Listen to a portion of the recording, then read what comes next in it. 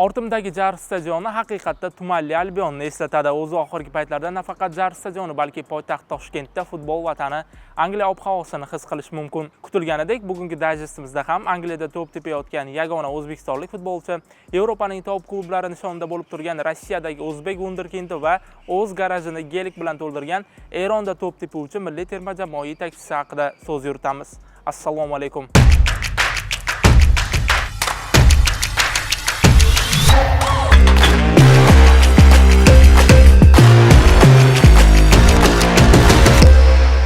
30 mart kuni Angliya Kubogi chorak finali doirasida Manchester City safarda Bournemouth bilan bahs olib bordi. 2026-yilgi Jahon chempionati saralashi doirasida O'zbekiston terma jamoasida qiyin o'yinlarda qatnashib, ayniqsa 20-mart kuni Toshkentda o'tgan Qirg'iziston bilan o'yin oldi va o'yindan keyin ijtimoiy tarmoqlarda juda ko'p ko'rinish berib, muhokamalar markazida bo'lgan Eron bilan o'yindan keyin Tehron, Vena, Manchester yo'nalishida Angliyaga qaytgan Husanovning shaharliklar safidagi Bournemouthga qarshi o'yini ko'ngildagidek o'tmadi. O'yinning birinchi taymida Husanov va jamoadoshlarining omadi kelmadi. Erling Haaland 14-daqiqada Bournemouth darvozasiga belgilangan penaltini golga aylantira olmadi va bundan ruhlangan mezbonlar 21-daqiqada Ederson darvozasini ishg'ol qildi. 37-daqiqada hakam tomonidan Abduqodir Husanov qoidabuzarlik amalga oshirdi deb topildi va sariq kartochka bilan ogohlantirildi. Sariq kartochka effektida Husanov ikkinchi taym boshida zaxiraga olindi va uning o'rniga maydonga tushgan 20 yoshli Nico Oreyeli o'yin tizginini mehmonlar foydasiga o'zgartirib yubordi. Aynan Oreyelining ikkita uzatmasi evaziga City hujumchilari Erling Haaland va Omar Marmush mezbonlar darvozasini ishg'ol qildi. Yakunda City bitta to'p farqi bilan g'alaba qozonib, musobaqaning yarim finaliga yo'l oldi. Doimgidek o'yindan keyin mashhur portallardan SofaScore uchrashuvda qatnashgan futbolchilarning xatti-harakatlari va ular bilan bog'liq epizodlarga tayanib, futbolchilarga qo'yilgan ballarni e'lon qildi. E'tiborlisi uchrashuvda bir taym o'ynagan va sariq kartochka bilan ogohlantirilgan Husanov bahsda City safida eng past ko'rsatkich qayd etgan himoyachi bo'ldi. 21 yoshli Husanovning ko'rsatgan o'yini 6,5 ballga loyiq ko'rildi. Ushbu o'yinda eng yuqori ballni ikkinchi taymda aynan Abduqodir Husanovning o'rniga maydonga tushgan hamda ikkita golga assist amalga oshirgan Nico Oreyeli oldi va u 7,9 ballga loyiq ko'rilib, uchrashuvning eng yaxshi futbolchisi bo'ldi.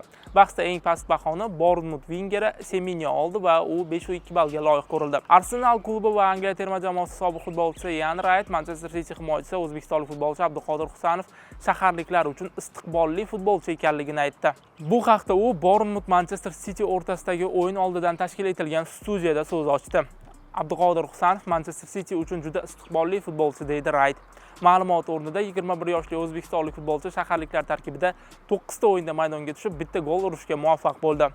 Angliya chempionati 30-turdan o'rin olgan Manchester City Leicester jamoalari o'rtasidagi uchrashuv qaydnomasida o'zbekistonlik himoyachi Abduqodir Husanov nomi keltirilmadi.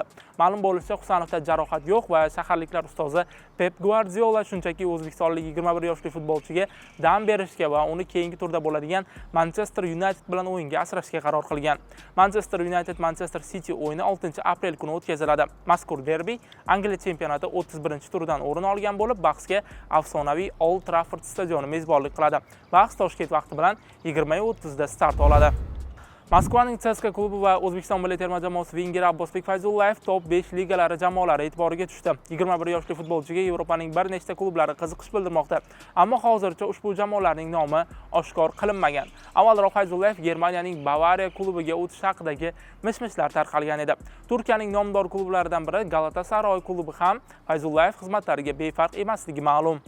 Abbosbek Fayzullayevga Portugaliya klubi ham qiziqish bildirdi. Taniqli futbol agenti German Tkachenkoning ma'lum qilishicha, Fayzullayev tomoni Lissabonning Benfica klubi bilan muzokara qilishga ham ulgurgan. Futbolchi tomoni Benfica bilan muzokaralar olib borayotgandi, biroq Lissabon jamoasi bu transferni siyosiy sabablarga ko'ra rad etdi. Ular Rossiya bilan biznes yuritmaslik yaxshiroq degan pozitsiyada. Biz Fayzullayevni Benficaga o'tishini muhokama qildik, lekin birinchi bosqichdayoq klub rossiyaliklar bilan o'zaro munosabatlar borasida rad javobini berdi. Biz Rossiya bilan ish qilmaymiz degan tezis paydo bo'ldi. Qayd etish joiz, Fayzullayevdan oldin o'zbekistonlik yana bir futbolchi Husayn Norchayevga ham Portugaliyaning taniqli klublaridan biri Braga qiziqish bildirgandi, ammo viza bilan bog'liq muammolar sabab transfer amalga oshmay qoldi. Moskvaning CSKA klubi yarim himoyachisi Barselonaning sobiq futbolchisi Miralem Pjanic, armiyachilarning o'zbekistonlik yarim himoyachisi Abbosbek Fayzullayev Barselona futbolchisi bo'lish orzusini qanday amalga oshirishi mumkinligi haqidagi savolga javob berdi. Abbos ajoyib futbol fazilatlariga ega. Agar u Barselonaga borishni istasa, orzusiga doim ishonish va intilish kerak. Bu yo'l juda qiyin va uzoq, lekin har qanday holatda ham orzu yo'lida sekinlashmaslik lozim. U har kuni ko'p mehnat qilishi, mashq bajarishi, borini berib o'ynash va har jihatdan yaxshiroq bo'lishga intilish kerak. Barselonaga o'tishning boshqacha retsepti yo'q, deydi bosniyalik futbolchi. Joriy mavsum Fayzullayev CSKA safida Rossiya Premyer Ligasi hamda Kubogi doirasida 28 ta o'yinda maydonga tushib, 3 ta gol urdi va 7 ta assistni amalga oshirdi. Transfer Market portali o'zbekistonlik futbolchining qiymatini 8 million yevroga baholamoqda.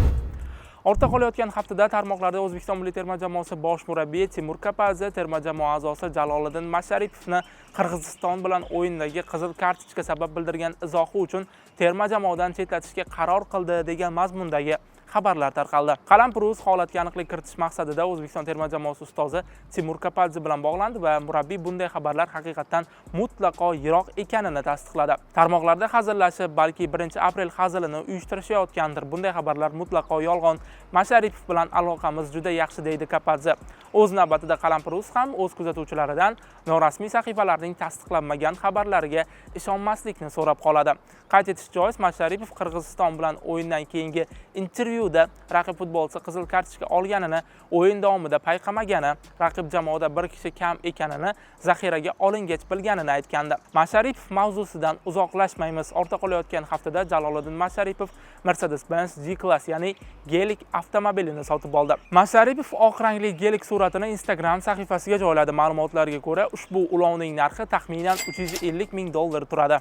Gelik mavzusi o'zbek futboliga begona emas. Avvalroq O'zbekiston milliy terma jamoasining yana bir a'zosi Abduqodir Husanovga asli qozog'istonlik bo'lgan futbol funksioneri Ulug'bek Asanboyev ushbu qimmatbaho avtomobilni sovg'a qilgandi. O'zbekiston milliy terma jamoasi mart oyi yakuniga ko'ra FIFA reytingida 57-o'ringa chiqib oldi. O'zbekiston milliy terma jamoasi fevral oyidagi reytingga qaraganda bir pog'ona yuqorilab 1437.02 ochko bilan 57-o'rinni band etdi. FIFA reytingida 1867.16 ochko jamg'arib, Argentina terma jamoasi yetakchilik qilmoqda. Fevral oyida 3-o'rinni qayd etgan Ispaniya bu safar 1854.64 ochko jamg'arib, 2-o'rinni band etdi. Fransiya esa bir pog'ona pastlab 3-o'ringa joylashdi. 4-pog'onada Angliya, 5-o'rinda esa Braziliya bormoqda. Osiyo jamoalari orasida esa eng yuqori natija Yaponiyaga tegishli. Yaponlar mart oyidagi reytingga ko'ra 15-o'rinni band etdi. Eron 18, Janubiy Koreya 23, Avstraliya 26, Qatar 55-o'rinda qayd etilgan. O'zbekiston milliy terma jamoasi mart oyida 2026-yilda bo'lib o'tadigan Jahon chempionati Osiyo mintaqasi 3-saralash bosqichi doirasida Qirg'izistonni mag'lub etdi va Eronga qarshi o'yinda durang qayd etdi. 3-aprel kuni Saudiya Arabistonida start olgan 17 yoshgacha futbolchilar o'rtasidagi Osiyo Kubogi A guruhi ilk turida O'zbekiston Tailandni 4-1 hisobida mag'lub etdi. Uchrashuvning 2-daqiqasidayoq Sadriddin Hasanov hisobni ochgan bo'lsa, 12-daqiqada Nurbek Sarsanbayev oradagi farqni 2 ga oshirdi.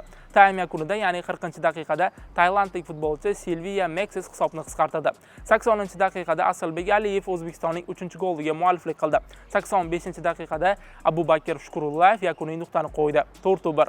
Shu tariqa Islom Ismoilov boshchiligidagi O'zbekiston U17 terma jamoasi ilk turni g'alaba bilan boshladi.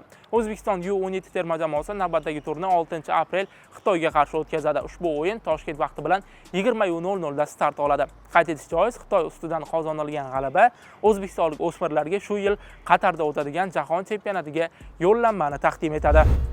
Bu ortda qolayotgan hafta sportiga oid eng muhim voqealar edi. Qalampiruzning sport sahifasiga obuna bo'lib, eng qaynoq yangiliklarni birinchilardan kuzatib boring. Keyingi hafta so'ngida ko'rishamiz.